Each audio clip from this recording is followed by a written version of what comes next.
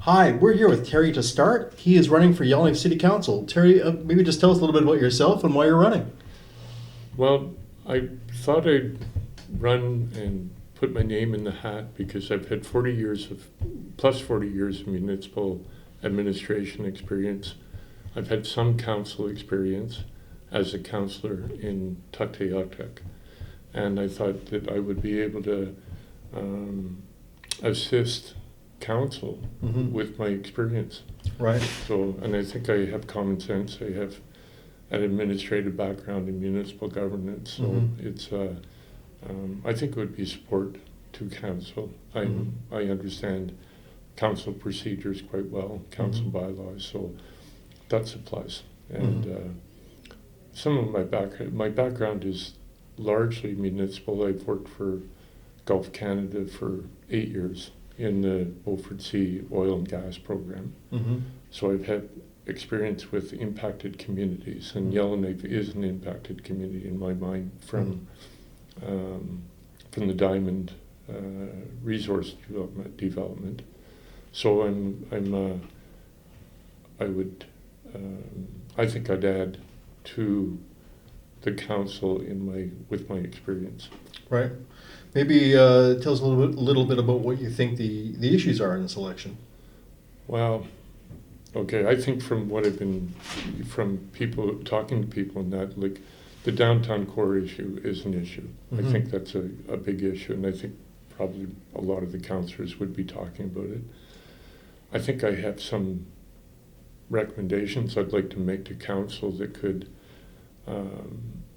provide some kind of answer for both the infrastructure and the social impact of downtown core and the tourism.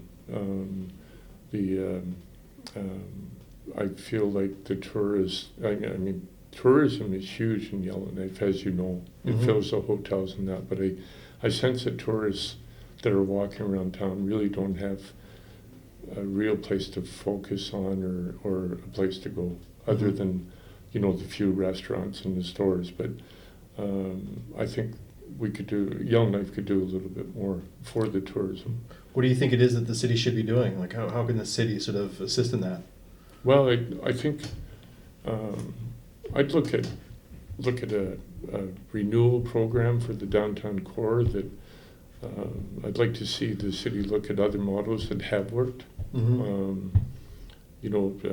For instance, I've seen a model from Edmonton, a good neighborhood program, and it's a strategy where they help businesses with storefront to make it more attractive. I'd like to see more use of Senator Square Mall for sure. And I think a visitors center could be in the mall because it's so empty, and it's a downtown central location. It could be where tourists could get more information than they're probably getting now. And I think the visitors information center, where it is in downstairs city office, I think that's a positive step that the city did that. But I don't think it's a little bit out of the way, and I'm not sure that it's heavily advertised as a visitors center. If you're elected, one of the first things that you'd be looking at is the city budget. So where do you stand, say, on like property taxes versus user fees? Well, the property taxes are an issue.